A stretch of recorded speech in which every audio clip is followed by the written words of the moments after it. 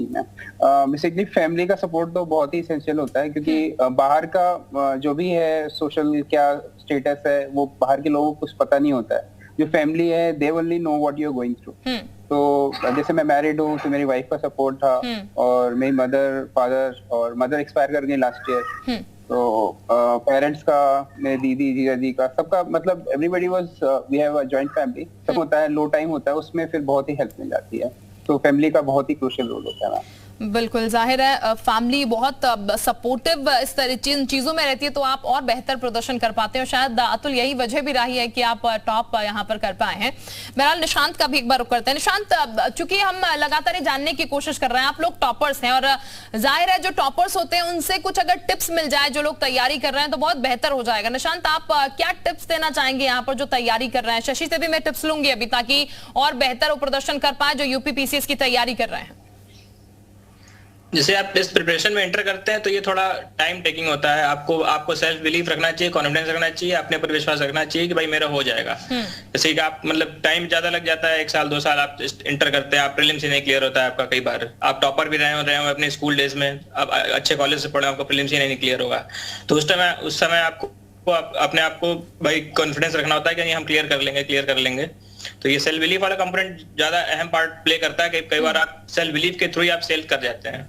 तो ये वाली चीज होनी चाहिए, और बाकी पढ़ते रहना चाहिए लगातार। ये वाली चीज है। ठीक, यानी कि सेल्फ बिलीव होना तो सबसे इंपॉर्टेंट है ही। बाकी आप पढ़ाई कर रहे हैं तो निश्चित तौर पर बेहतर नतीजा जो है वो आपको जरूर मिलेगा। हमारे साथ शशि भी बने हुए हैं।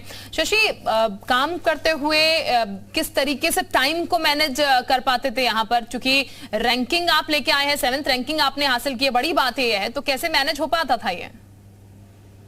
मैम, मुझे ऐसा लगता है कि इस विषय में हर एक एस्पिरेंट जो है उन्हें अपना सेल्फ एनालिसिस करना चाहिए कि उनके स्ट्रेंथ क्या है, उनके वीकनेसेस क्या हैं।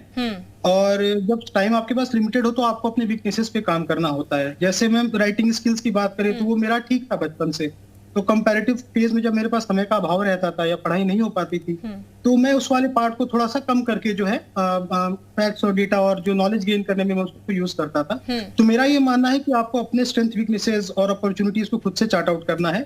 ब्लाइंडली किसी की स्ट्रेटजी फॉलो करने से अच्छा है कि आप स्ट्रेटजी को सुनिए, जो गलतियां की हैं टॉपर्स ने उससे आप सीखें, और आप अपना एक सेल्फ आप खुद से खुद को कंपेयर करें। कल आपने कैसी पढ़ाई की, आज आपने कैसी पढ़ाई की, तो आप खुद से ही खुद को कंपेयर करें और खुद को आप ऐसे मॉनिटर करें। देखिए मैम, इसमें है कैसा कि एग्जाम जो है वो तो नहीं, बट इसमें जो तैयारी का फेज होता है वो बहुत मुश्किल होता है। एग्जाम मुश्किल होना ये मैं नहीं कमेंट कर सकता, बट तैयारी का फेज मुश्किल होता है। हर दिन आपको सेल्फ डाउट्स होते हैं, इतनी सारी अनसर्टेनिटीज है। जैसा कि हमारे सेलेक्टेड ऑफिसर ने बताया कि ऐसे बहुत सारे बच्चे हैं कि वो आईएएस के एग्जाम में सेलेक्ट हो गए, पीसीएस का प्री भी नहीं निकला। ऐसे बहुत सारे बच्चे जो एक साल पीसीएस में सेलेक्ट हो गए, अगले साल प्री भी नहीं निकला।